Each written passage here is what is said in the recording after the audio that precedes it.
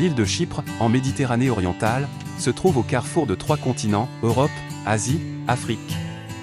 C'est la 3e grande île de la Méditerranée, après la Sicile et la Sardaigne. Elle est le théâtre d'un conflit géopolitique, gelé depuis des décennies, l'invasion de la Turquie, en 1974, ayant abouti à couper l'île en 2 entités. Au sud, la République de Chypre, qui contrôle 60% de l'île, est le seul État souverain. Au nord, la République turque de Chypre du Nord, autoproclamée par la Turquie, en 1983, qui couvre 35% de l'île, et qui n'est reconnue que par Ankara. Ces 2 territoires sont séparés par une longue zone démilitarisée, appelée « ligne verte », contrôlée par les forces militaires et policières de l'ONU.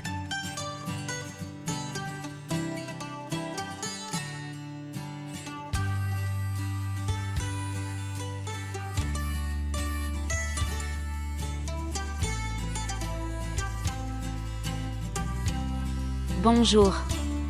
Je m'appelle Alexandra, et je serai votre guide.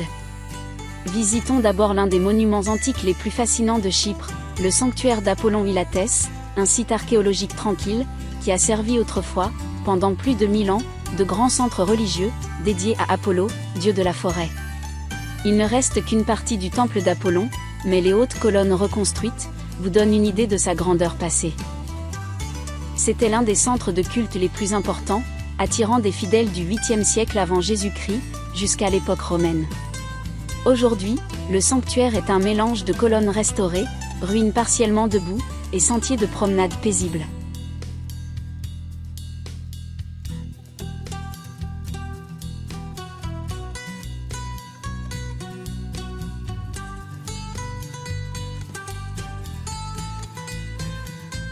Abrité dans le château fort médiéval de Limassol, ce musée expose, entre autres, des poteries médiévales, des pierres tombales, de superbes assiettes en argent de la période byzantine, des armes, des croix, et des pièces de monnaie.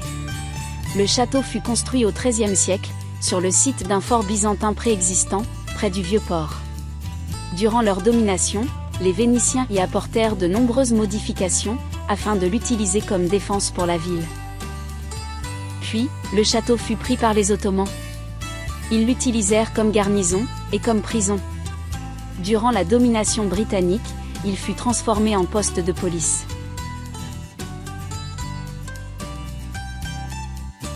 Continuons par une balade dans la vieille ville de Limassol, en commençant par la marina.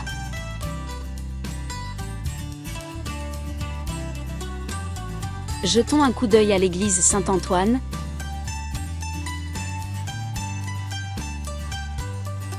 à la mosquée,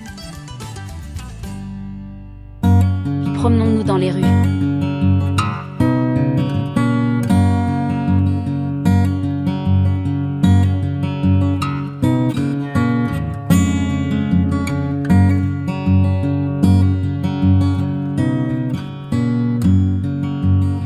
C'est la période de Pâques. La Pâque orthodoxe est l'un des événements religieux les plus importants de Chypre.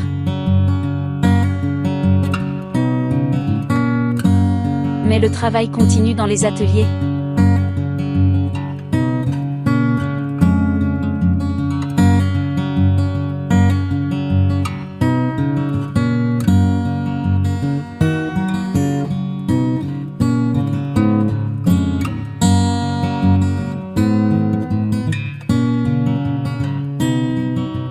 Bonjour, je suis Maria, et je suis la guide officielle du château de Colossie. Ce château fut érigé par les Hospitaliers, les moines chevaliers de l'ordre de Saint-Jean de Jérusalem. Il s'agit d'un puissant donjon carré de 3 étages, 21 mètres de hauteur. Il fut le siège d'une commanderie hospitalière, une vaste propriété agricole, de 40 villages. Le niveau inférieur servait de magasin.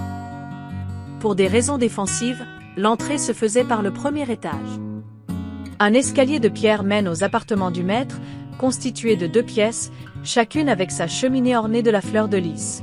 Endommagé par les Mamelouks, puis par un séisme, le château fut reconstruit en 1454 par Louis de Magnac, grand commandeur des Hospitaliers à Chypre. Son blason apparaît, avec 3 autres, au-dessus de la porte principale.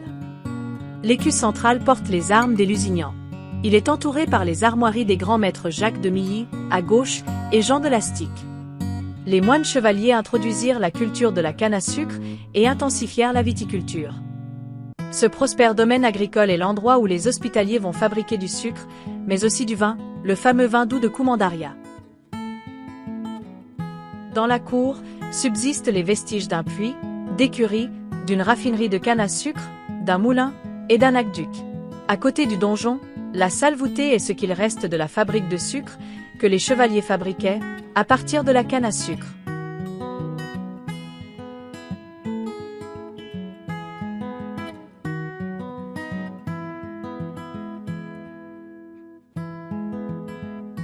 Nous continuons notre périple en visitant l'église Agios Nikolaostis Stegis, ou Saint-Nicolas du Toit, une église byzantine orthodoxe, qui fait partie de l'ensemble des églises peintes de la région de Troodos, classée au titre de patrimoine mondial de l'UNESCO.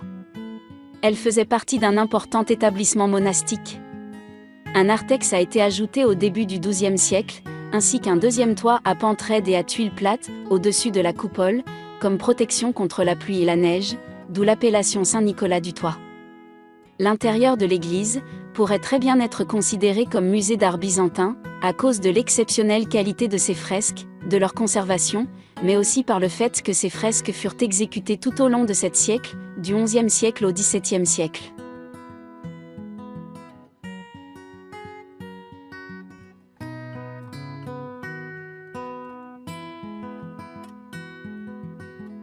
Nicosie est entourée par d'impressionnants remparts vénitiens, construits au XVIe siècle. La rue Lédra est l'artère principale piétonne de la vieille ville, bordée de boutiques, cafés et restaurants. Elle traverse la ville du sud au nord, jusqu'au checkpoint de la ligne verte, car, depuis 1974, Nicosie est une capitale divisée, où la ligne verte marque la frontière gardée, entre la République de Chypre et la République turque de Chypre du Nord. Le musée d'art populaire de Chypre, musée ethnographique, fondé en 1937, se trouve dans l'ancien palais épiscopal. Il est une étude sur l'art populaire chypriote des 19e et 20e siècles, recueilli dans les villages. Il compte 5000 pièces, mettant en valeur les compétences et le savoir-faire en matière de vannerie, dentelle, maroquinerie, sculpture sur bois, poterie, costume, tissage et peinture naïve.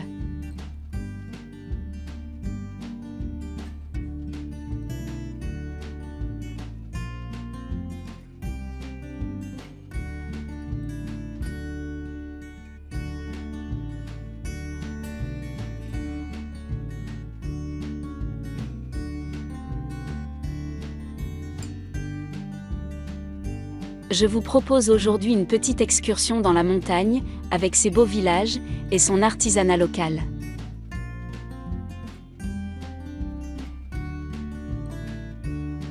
Arrêtons-nous d'abord dans une vieille demeure traditionnelle restaurée, devenue un atelier de vannerie, et aussi un musée.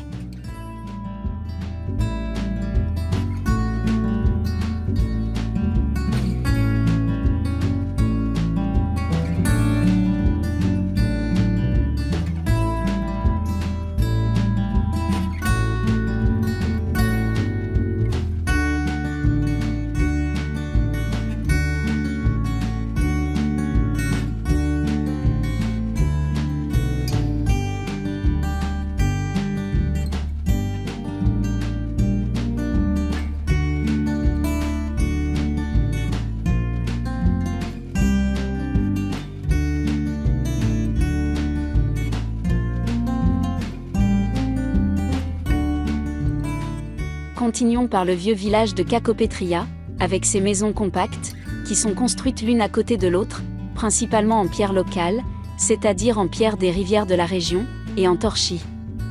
Elles ont presque tout un étage, et un balcon en bois. Les toits en ciseaux sont faits de poutres en bois, de roseaux et de tuiles. Le rez-de-chaussée des maisons servait d'entrepôt, où étaient entreposés de grands pots de vin, et d'autres produits.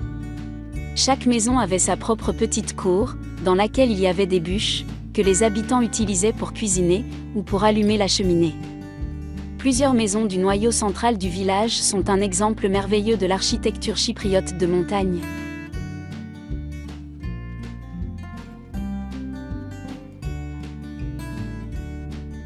Nous terminons notre parcours par la région de Paphos, Kaloki est l'une des villes les plus importantes de Chypre sur le plan historique, dont les origines remontent à l'Antiquité. Aujourd'hui, elle est reconnue comme site du patrimoine mondial de l'UNESCO pour ses mosaïques, ses tombeaux et ses ruines bien conservées. Selon la mythologie grecque, ici est le lieu de naissance d'Aphrodite, déesse de l'amour et de la beauté.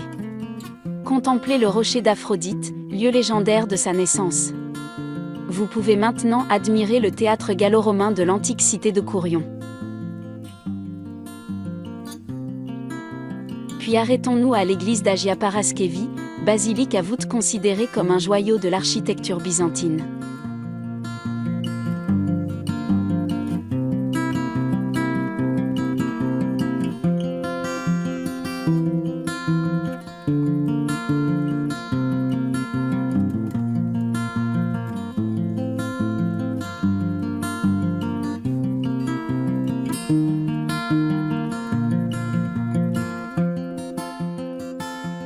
Explorons enfin la maison romaine de Dionysos, vaste et luxueuse résidence, avec ses superbes mosaïques au sol, scènes de chasse, mythes grecs et Dionysos en pleine fête. La villa porte le nom du dieu grec du vin, Dionysos, dont les scènes mythologiques sont mises en évidence dans les mosaïques complexes qui ornent les sols. Ces mosaïques, réalisées à partir de carreaux de calcaire et datant des 2e et 3e siècles après Jésus-Christ, représentent une variété de scènes mythologiques, historiques et de chasse, transportant les visiteurs dans une époque révolue.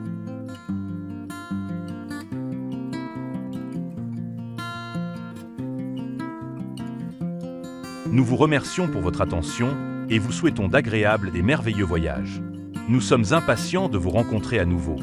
N'oubliez pas de cliquer, si vous le jugez bon, sur le pouce levé, en dessous de la vidéo. Merci beaucoup.